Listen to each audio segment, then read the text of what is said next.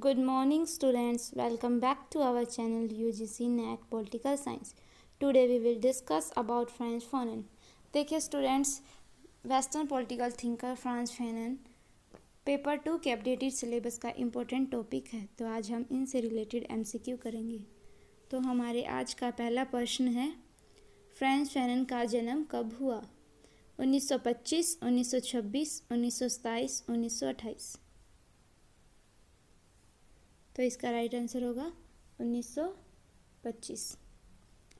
20 जुलाई 1925 में मार्टिनिक द्वीप है फ्रांस का, वहाँ इनका जन्म हुआ और इनकी मृत्यु हुई 6 दिसंबर 1961 में मैरीलैंड यूएसए में। नेक्स्ट, फ्रांस फैनन ने किस क्रांति के विद्रोहियों का साथ दिया? फ्रांसीसी क्रांति, रूसी क्रांति, अमेरिकी क्रांति, अल्जीरियाई क्रांति। तो इसका राइट आंसर होगा फोर्थ, अल्जीरिया की जो क्रांति थी 1956 से 65 तक, उसमें इन्होंने विरोधियों का साथ दिया। नेक्स्ट, फ्रांस फैनन ने निम्नलिखित में से किसका विरोध किया है? उपनिवेशवाद का, विदेशी शासन का, सांस्कृतिक साम्राज्यवाद का, उपयुक्त सभी। तो इसका राइट आंसर होगा उपयुक्त सभी। इस उपनिवेशवाद का, विदेशी शासन, सांस्कृतिक साम्राज्यवाद के साथ साथ उन्होंने जो उस समय में जातीय पूर्वाग्रह थे उनका विरोध किया है। Next, black skin white marks किसकी रचना है? Mary Wollstonecraft, Hannah Arendt, Frantz Fanon, Robert Nozick. तो इसका राइट आंसर होगा फ्रांस फैनन की 1952 में प्रकाशित हुई थी। नेक्स्ट, फैनन ने राष्ट्रीय मुक्ति आंदोलनों का व्यापक परिदृश्य किस रचना में प्रस्तुत किया है? जो राष्ट्रीय मुक्ति आंदोलन थे उनके बारे में किस रचना में बताया है? Black skin white marks, the wrist of the earth, toward the African revolution, alienation and freedom. तो इसका राइट आंसर होगा second, the wrist of the earth 1961 में प्रकाशित हुई।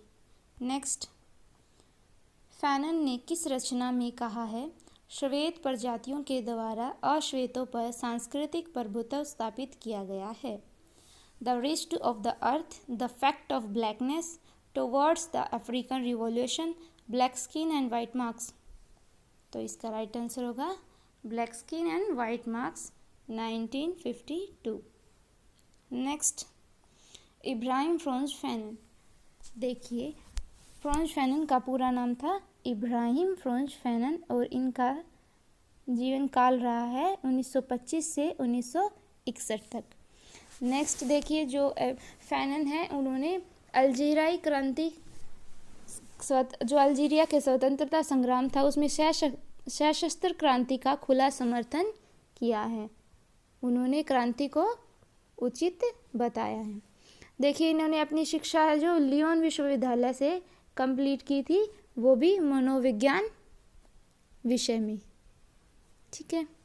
नेक्स्ट है, इनके जो विचार है जीवन, उसका प्रमुख लक्ष्य क्या था? संपूर्ण मानव जाति की स्वतंत्रता पर इन्होंने अपने विचार प्रस्तुत किए हैं, बल दिया है।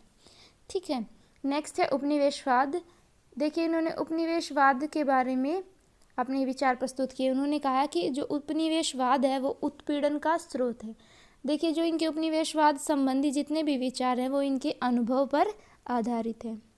इसमें इनका कहना है कि जो श्वेत जातियाँ होती हैं वो विदेशी भूमि, यानी कि जो उपनिवेश बनाए जाते हैं उन पे उनकी भूमि और उनके संसाधनों का भरपूर शोषण करती है। ठीक है। इन्होंने अपनी पुस्तक ब्लैक स्किन व्हाइट मार्क्स में कहा है कि जो उपनिवेशवाद के अंतर्गत जो श्वेत और अश्वेत जातियाँ थी वो निरंतर तनाव में रहती थी, उनके बीच संघर्ष की स्थितियाँ बनी रहती थी। जो श्वेत प्रजातियाँ थी वो अपनी सभ्यता को, अपनी शिक्षा को, अपनी कला कौशल को उचित ठहराती थी और अश्वेतों को हीनता की दृष्टि से देखती थी। इसी कारण उनमें क्या था, निरंतर तनाव बना रहता था। नेक्स्ट देखिए, इनसे इम्पोर्टेंट कुछ अन्य वो हैं की पॉइंट्स हैं। देखिए, फैनन, पॉल सार्त्रे और पैट्रिक लुम्बा, इनके विचारों से काफ़ी प्रभावित रहे हैं। तो आप ये नाम याद कर लीजिए, इनसे संबंधित क्वेश्चन आने की संभावना है। और इन्होंने जॉर्ज सोरेल की तरह हिंसा व क्रांति का समर्थन किया है। ठीक है स्टूडेंट्स, तो नेक्स्ट देखिए इनकी जितने भी इम्पोर्टेंट वर्क है, ब्लैक स्किन वाइट मार्क्स 1952, इनसे देखिए इस बुक से पहले लास्ट ईयर क्वेश्चन आ चुका है। A dying colonialism 1959, the wretched of the earth 1961, इससे भी क्वेश्चन आ चुका है। Alienation and freedom 1961, towards the African revolution 1964। तो इनके जो ये ईयर है इनको भी याद कर लेना। और लास्ट 2 ईयर से इन दोनों बुक्स पे क्वेश्चन है, तो आपकी बार इस पे आने की ज़्यादा संभावनाएं हैं, तो इनका अच्छे से याद कर लें स्टूडेंट्स। तो आज हमने फ्रेंच फोनन से संबंधित इम्पोर्टेंट MCQ करे हैं। Thank you for watching our video. Let's crack NET GRF।